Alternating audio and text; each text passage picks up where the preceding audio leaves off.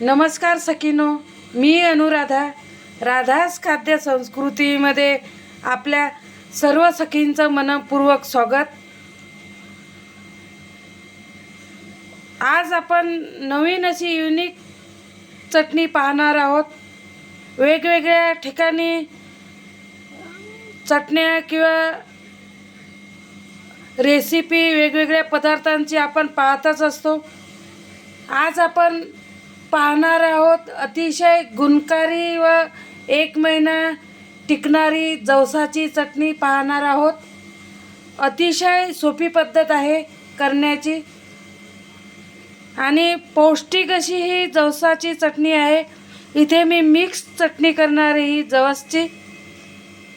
चला तर मग या जवसाच्या चटणीला लागणारे साहित्य काय आहे हे पाहू आपण.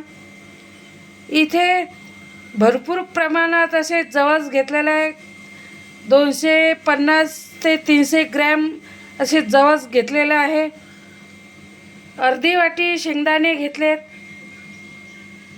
अर्धी वाटी तीळही घेतलेत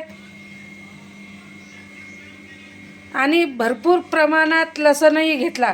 लसणाने चटणी खूप छान लागते. तर चला तर मग चटणी कशी करायची हे पाहू आपण. आता आपण वेळ न घालवता ही चटणी कशी करायची हे पाहू. इथे कढई गरम करायला ठेवलेली आहे.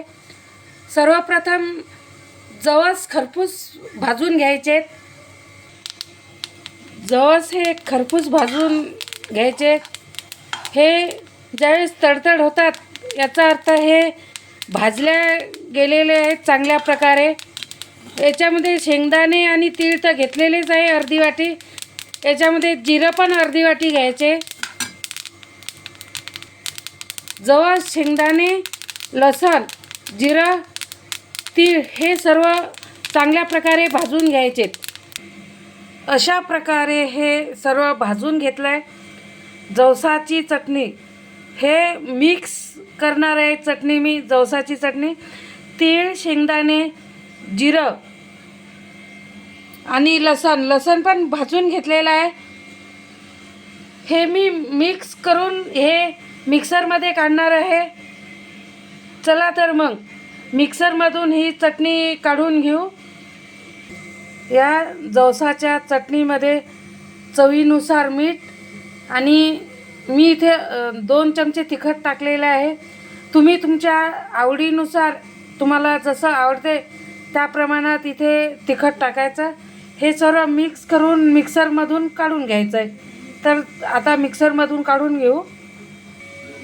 अशा प्रकारे मिक्स जवसाची चटणी तयार झालेली आहे. पौष्टिक अशी चटणी आहे. रुचकरही लागते. सुगंधही खूप छान येतोय. जवसाची चटणी नवीन असाल तर सबस्क्राईब करा आणि राधास खाद्य संस्कृती चॅनलला लाईक करा, शेअर करा, सबस्क्राईब करा. अशाच वेगवेगळ्या चटण्यांची आणि नवीन खाद्यपदार्थांची रेसिपी पाहत राहा आणि असाच आनंदात घेत राहा, करत राहा, खात राहा. धन्यवाद.